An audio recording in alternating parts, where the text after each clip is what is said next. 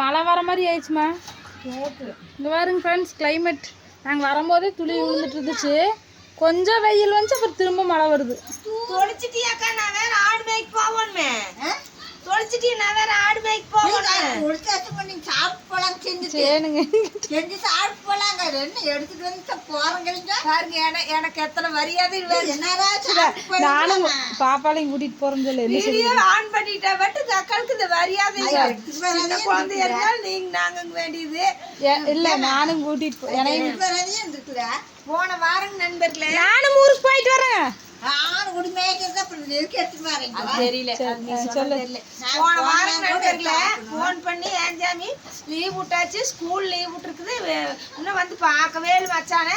மச்சான் மேல பான்மதி வரலையான்னு கேட்குது அப்படின்னு கேட்குதுங்க நண்பர்களே. என்ற கையிலேயே அந்த அன்னைக்கு உண்மையால் காசு இல்லைங்க, ஒரு 10 ரூபா கூட காசு இல்லையாக்கா. நான் எப்படியாக்கா வந்து பார்க்கணும் அப்படிங்கிற உடனே என்னங்குதுங்க நண்பர்களே.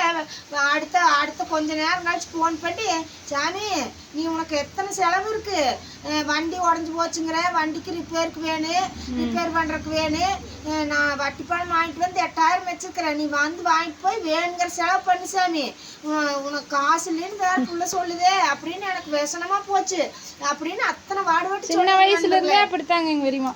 உண்மையாலுமே அந்த அன்னைக்கு எனக்கு 10 ரூபா கூட இல்லைங்க. பச்சநாயகம் கோயிலுக்கு போறதுக்கு காணிக்கு போடுற கூட காசு இல்லைங்க. எங்கள் மருமகிட்ட எனக்கு 10 ரூபா இருந்தால் கொடுங்கன்னு கேட்குறேன். அந்த நிலைமை ஆகிப்போச்சு. ஏன்னா அதுக்கு முந்தின அன்னைக்கு ஒருத்தன் வந்துங்க பணமெல்லாம் ஒரு 1000 ரூபா வச்சுருந்துங்க. எப்பவும் கை செலவுக்கு வேணும், அப்பப்போ பெட்ரோலுக்கு வேணும், ஸ்கூல் தர வந்தாக்கா மீட்டிங் போனால் அங்கே செலவாகு, பேப்பர் இதெல்லாம் வாங்கன்னு சொல்லிட்டு நான் வச்சுருந்தேங்க.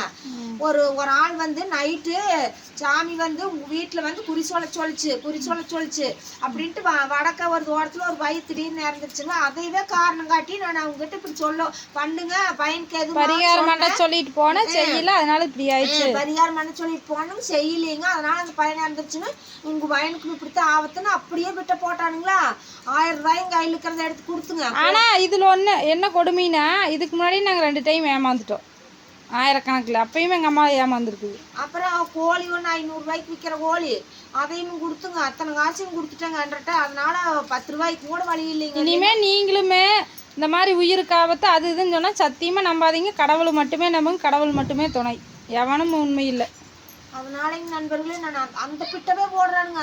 அந்த அம்மாட்ட சொல்லிட்டு போனேன், ஐயோ நீங்கள் சொன்னது செய்யாம விட்டனே, பயம் போச்சேன்னு இப்போ சொல்லுது அப்படின்னு வேணா போய் பேசிக்கிறானுங்க. போன டைம் ஏமாந்ததும் அப்படி அதே தான் சொன்னாங்க.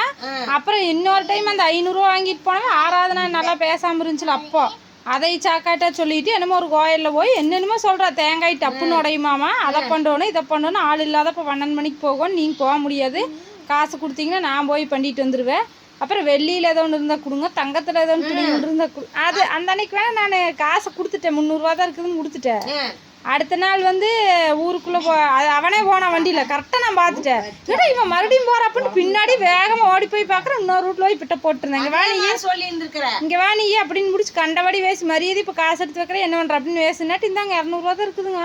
500 ரூபாயில 300 ரூபாச்சுங்க. அதுலேயும் அந்த ஊருக்கு பக்கத்து ஊருக்கு போனா வாங்கி தராங்க அப்படிங்கிற. ஓ அங்கேயும் போய் நீ பொய் சொல்லி வாங்கி தருவியா அப்படின்னு வேசுற, உங்களுக்கு உங்கள் காசு தானே வேலை வாங்கிக்கிங்க அப்படின்ட்டு. அப்புறம் அப்போ பின்னாடியே பெட்ரோல் செலவு பண்ணிட்டு போய் 50 ரூபா தான் கொடுத்தானம்மா, அதுலேயும் 50 ரூபா இல்லைங்கிட்டு கொடுத்துட்டு ஓடிட்டேன்.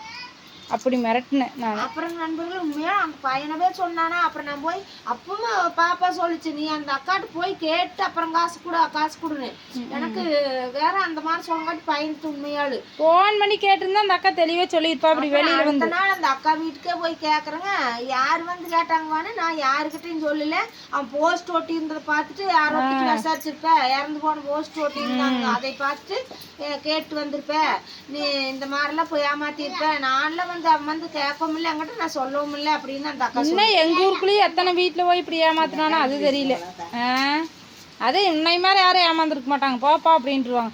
அதுக்கு தான் நான் அதுக்கப்புறம்லாம் யார் வந்தாலும் உள்ளேயே விடுறதில்ல. சாமி வேறு சொல்லிட்டு வந்தால் கூட வெளியே நிற்க வச்சு போடக்கூடாது, போயிருங்க அப்படின்றது நீ தான். அடுத்த நாள் ஒருத்தன் வந்தான் பார்த்து அதே மாதிரி என் தீவை வந்து கேட்டுக்கிட்டு கரெக்டா இப்படி இப்படின்ட்டு என்னமோ சொல்றானுங்க வேணும்னு. அதை நீ சொன்னா நிக்காம ஓடிட்ட. அப்புறம் நேத்தே வந்து ஒருத்தே ஏகப்பட்ட வந்துட்டு புடுங்கிட்டு கோழியெல்லாம் புடுங்கிட்டு போயிருக்கிற, நீ போயிட்டே அப்படின்னு காட்டி நிக்கவே இல்லை, கிட்டுக்கிட்டுன்னு போறான் அவன். அதனால நீங்க வந்து யாரு என்ன சொன்னாலும் தயவு செஞ்சு நம்பாதீங்க, கடவுளை மட்டுமே நம்புங்க. கடவுள் மட்டுமே. பாப்பாட்ட பணம் இருந்ததுனால இப்ப 1500 ரூபாய் நான் செலவாயிருக்குது நண்பர்களே. நீங்க வந்து சும்மா வீட்டுல இருக்கிற என்னைத்தான் சொல்றாங்க, உன்னையெல்லாம் சொல்றது இல்ல. அவங்க வீட்டுக்கு வந்தால் ரசம் வச்சு ஊற்றுறது, அண்ணன் வீட்டுக்கு போனால் கறி சாப்பிட்றது, காசு செலவு பண்ணுறது இல்லை. அப்போ போகிற பக்கமெல்லாம் செலவு ஆகிட்டே தான் இருக்குது, 1000 2000ன்னு. அது யாருக்குங்க எனக்கு தெரியாது. இப்போல்லாம் வெளியில் வந்தால் சும்மா வெட்டியில் கை வீசிட்டு வருவாங்க. நாங்களாம் எந்த வீட்டுக்கு போனாலுமே 500 இப்போ வரும் பழங்களெல்லாம் எங்கள் மச்சாங்க கேட்டுச்சு, அதை தான் சாப்பிடணுங்குது. அதனால ஆப்பிள், ஆரஞ்சு இதெல்லாம் வேணுங்கிறதெல்லாம் வாங்கி, மாம்பழம், அப்புறம் மட்டன், சரி மட்டன் கேக், மட்டன் அடிக்கடி மட்டன் செஞ்சு கொடுக்க சொல்லுது. அதனால மட்டன் போய் சிறுநூறு போய் நல்லதாக அப்படி ஒன்று நாங்கள் வந்து சாப்பிட்றக்கெல்லாம் கூட கணக்கு பார்க்க மாட்டோம். வண்டிக்கு 200 ரூபாய்க்கு இது எல்லாமே பாப்பா காசு 1500 430 ரூபா கூட போடல. எங்கிட்ட காசும் இல்லை, இது வரைக்கும் காசும் இல்லை. கீழே ஓட்டுறா சாமி, இது அங்கம் பாரு தொழிச்சுங்காட்டி எப்படி இதே மாதிரி நான் சின்ன வயசுல உட்காந்து தொழிப்பாதே ஞாபகம் இருக்குது. சுகாசு உட்காந்து அப்படி தொழிக்குது.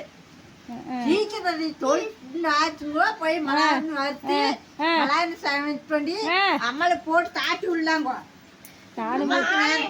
காலையிலயும் மழை பிடிச்சிருச்சு. ஆடு மாடு மேலையே மழை தான் கீமு எல்லாம் பில்லுல எல்லாம் தண்ணி நிக்குது. மோந்து கூட பார்க்க மாட்டேங்குது. ஏனுங்க நானும் ஊருக்கு போயிட்டு வரணுங்க.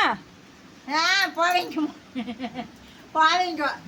நாங்களும் செஞ்சு சாப்பிட்டுக்கிறோம். நீங்க எடுத்து வர வேண்டாம். அழுதே போடு. எடுத்து வர வந்துக்க வேண்டியதுதானோ. ஏன் சாமி நீதான் சாமி அப்படின்ட்டு அழுதே போடு. அப்புறம் கத்திரிக்காய், நான் ப்ளூ கலர் கத்திரிக்காய் விதை கொடுத்துருந்தேன், அதை போட்டு செடியில் காய்ங்க பாருங்க. விதைக்கு பாருமா, ஏன் நீ கட்டு மாத்தி மாத்தி ஒரு காய் மட்டும் விதைக்கு விட்டுரு வேறிமா, விதை வேணும் அப்படின்னு சொல்லியிருந்தேன், விட்டுருக்குற. அப்படி வருங்க கத்திரி ப்ளூ கலர், அப்படியே செம்மையான காய். இதுதான் எண்ணெய் கத்திரிக்காய் குழம்பு வச்சு அவ்வளோ டேஸ்ட்டாக இருந்துச்சு அன்றைக்கி. நல்லெண்ணெய் ஊற்றி செஞ்சுருந்தப்போ. இன்னைக்கு செய்யணும், இங்கே எங்கள் வெறிமுட்டில் இருக்குது, செய்ய போகிறேன்.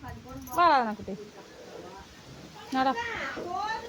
சுகாஸ் இங்கே வந்து பாரு, பாசம் பாரு. இந்த மாதிரி பாசமெல்லாம் சுகாசித்து முடிக்காது. சுகாஸ் இதெல்லாம் வேலைக்காக போயிடுச்சு இந்த கத்திரிக்காய். காய் போட்டு புடைக்கணும். ஒரு ஆய பள்ளி போட்டுக்கிட்டா 3 தடவை 3 மாசம் ஒவ்வொரு கிலோ வாங்கிட்டு வந்து கொடுத்துது. ஆரஞ்சு செடி பாருங்க, ஆரஞ்சு பழம் எவ்வளோ பெருசாயிடுச்சு. காய கொடுத்து சும்மா கொடுத்துது. ஒரு ஆய வயசான ஆயா, அதுக்கு நான் ஒரு நாயம் பாருங்க எங்கள் வெறிமா எப்போவுமே. அப்புறம் டீச்சர் நீங்க வச்சுக்கோங்கன்னு ஒவ்வொரு கிலோ கொண்டு வந்து கொடுத்துருக்குது. நல்லா காய போட்டுக்கா புடைச்சு நெவுன்னு அரைச்சிட்டோம்னா தோசை நல்லா இருக்கு. நல்லா இருக்கு. காய வச்சு அத்த மாவு நல்லா இருக்கு. நைட்ல நீங்க ஏதோ கோதுமை தோசை சுட்டுக்கலாம்ல. மழை பாருங்க எவ்வளோ அழகா தெரியுது. அப்படியே மோடமா அப்படியே சூப்பரா கிளி பச்சை கலர்ல தெரியுது மரம். இப்படியே அழகா இருக்குது மழை பார்க்கறதுக்கு. அந்த மழை இந்த மழை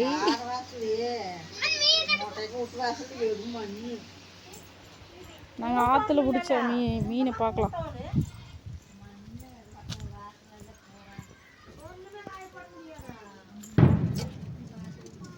இங்கே பாருங்க, ஆற்றுல பிடிச்ச மீன்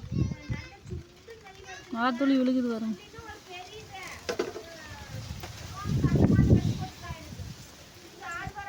ஓகே பாய், அடுத்த ஒரு வீடியோவில் பார்க்கலாம். அங்க கோழியும் திங்குது, ஆடும் திங்குது. போட்டா எதையுமே அரைச்சு விட்டுருது. எனக்கு டாட்டா சொல்லுங்க.